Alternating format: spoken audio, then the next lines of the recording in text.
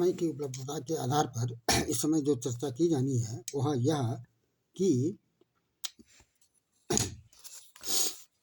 किसी भी जन्म पत्रिका में राशियां हैं और उस राशि के आधार पर ही हम उसके राशि के स्वामी और उस राशि के नक्षत्र और उस नक्षत्र स्वामी तथा तथा उस नक्षत्र के उपनक्षत्र स्वामी तक की गणना हम केवल एक चार्ट से कर सकते हैं।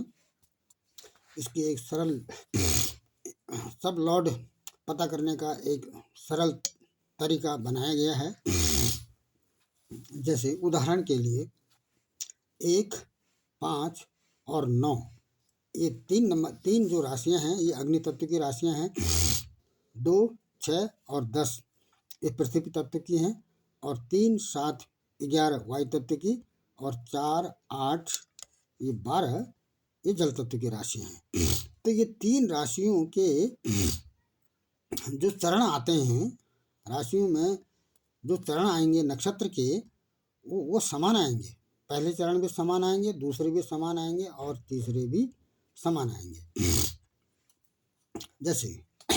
जैसे 1 नंबर की राशि है। 1 नंबर की राशि 1 नंबर की जो राशि है वो मेष राशि है। इसमें नक्षत्र का ये पहला नक्षत्र आएगा। कौन सा नक्षत्र आएगा? अश्विनी। अश्विनी नक्षत्र के कितने चरण होंगे? 4। उसके बाद 5 नंबर की राशि देखें। 5 नंबर की राशि सिंह राशि है। सिंह राशि में जैसा कि 5 इसका दूना हो जाता है, 10 नंबर की 10वीं राशि आएगी और 10वीं राशि ये मघा राशि है। इसके स्वामी केतु होते हैं और चरण भी इसका 4 आएगा। इस समय चरण की बात है। उसके बाद 9 नंबर की राशि 9 नंबर की राशि किस क्रम में आएगी? 9 नंबर की राशि भी उसी में आएगी, 1, 5, 9 में आएगी। तो ये 9 नंबर की राशि का में कौन सा चरण है पता करेंगे। 19वां नक्षत्र है। 19वां नक्षत्र के कितने चरण आएंगे? 4 आएंगे। विधि तो इससे पहले विस्तार से विधि के संबंध में बातें हुई हैं। इसमें केवल यह स्पष्ट करना है कि 1, 5, 9 नंबर की का जो नक्षत्र होगा उस नक्षत्र के जो चरण आएंगे समान आएंगे। अर्थात 1 नंबर की राशि में 4 चरण, 5 नंबर की राशि में 4 चरण और 9 नंबर की राशि में 4 चरण। यही क्रम 2, 6, 10 में भी होगा। जैसे 2 में 3, 6 में 3 और 10 में 3। उसके बाद 3, 7, 11 में 3 में 2, 7 में 2 और 11 में 2। उसके बाद 4, 8, 12 में 1, 4 में 1, 8 में 1 और 12 में 1। तो ये पहला चरण आ गया है। अब ये पहला चरण जैसे यहाँ पर 4 है तो ये कैसे आया इसके संबंध में इससे पहले विस्तार से बातें हुई हैं। और वो दूसरे चरण का भी क्रम राशि पर ही आधारित है। दूसरे में सभी में 4-4 हैं। 1 नंबर की राशि से 12 नंबर तक की जो राशियाँ सबका जो नक्षत्र का जो दूसरा चरण होगा, दूसरा नक्षत्र होगा, उन सब के 4-4 चरण होंगे। और तीसरे में जैसा कि 1, 2, 3, 4 क्रम होता है 1, 2, 3, 4।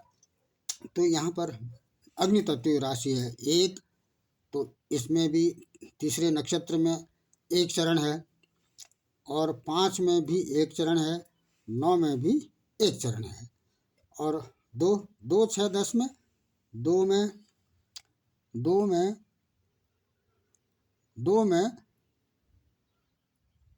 नंबर की जो राशि है उसका जो पहला नक्षत्र है उसमें 3 चरण हैं और दूसरे में सब में 4 हैं, 4 हो गए। 2 नंबर की राशि है। इसको ठीक से अगर देखा जाए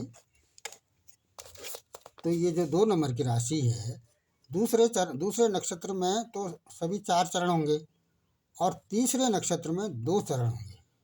नक्षत्र के ये जो तीसरा नक्षत्र इसमें आएगा इसमें 4, 3, 7, 7, 2, 9 और 2 उसके बाद 2 6 में भी 2 आएगा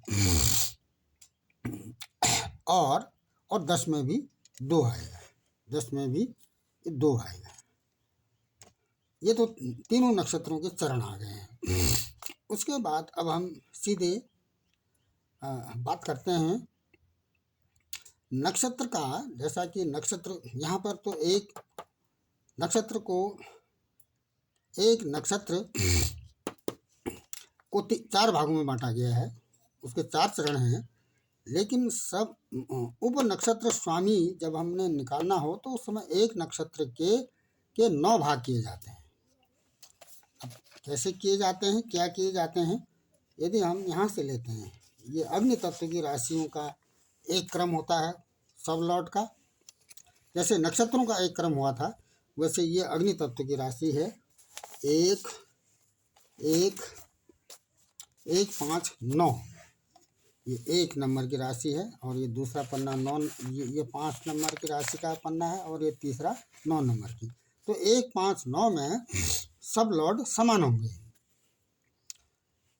अब ये कैसे निकलेगा? उस चार्ट, जिस चार्ट के बारे में अभी बातें हुई हैं, ये माना हमने मेष का निकालना है तो क्या करेंगे? मेष अश्विनी होगा, अश्विनी का स्वामी केतु होता है।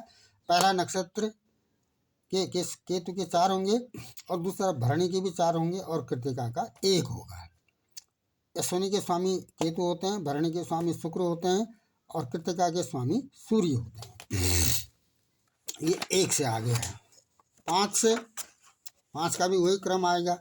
ये जो 5 नंबर की राशि का हम निकाल रहे हैं, तो पहला नक्षत्र केतु, दूसरा हो जाएगा शुक्र, और तीसरा सूर्य। वैसे भी केसु आचम भव राजे सबू से इसकी गणना की जाती है। और तीसरा है अग्नि तत्व। अग्नि तत्व की जो तीसरी राशि है वो 9 नंबर की राशि है, धनु राशि है।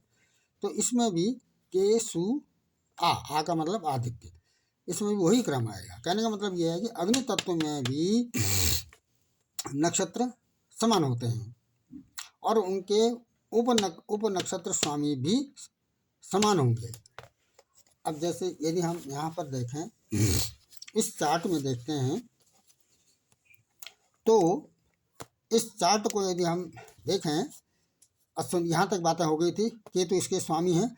तो ये जो केतु है, इस केतु नक्षत्र के उप नक्षत्र स्वामी 9 होंगे। प्रारंभ कहाँ से होगा? केतु से ही होगा। केसु आचम भव राजी सबू, यहाँ तक चलेगा 9। तो इसकी गणना इस तरह से की जाएगी, 0 से प्रारंभ होगा। तो ये 13 डिग्री 20 मिनट तक, जैसा कि एक नक्षत्र को 13 डिग्री 20 मिनट का समय मिलता है, इसको यदि हम मिनटों में तोड़ते हैं तो 800 मिनट आते हैं।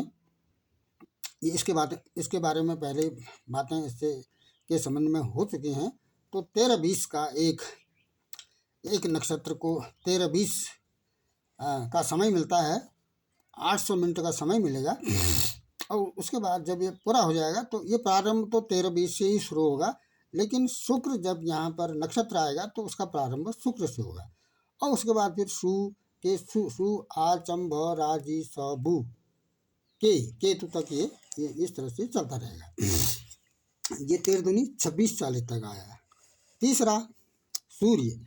अब सूर्य के यहाँ पर केवल एक ही चरण है, तो प्रारंभ तो यहाँ पर सूर्य से होगा, लेकिन ये जो क्रम यहाँ पर पहुँचा हुआ था 26-40 तक, वहाँ से आगे बढ़ेगा। तो सूर्य को 40 मिनट का समय है। तो सूर्य जो नक्षत्र स्वामी है, उसका उप नक्षत्र स्वामी पहला सूर्य ही होगा, और उसको 40 मिनट का समय मिलता है। तो इसका योग करेंगे तो 27-20 आएगा।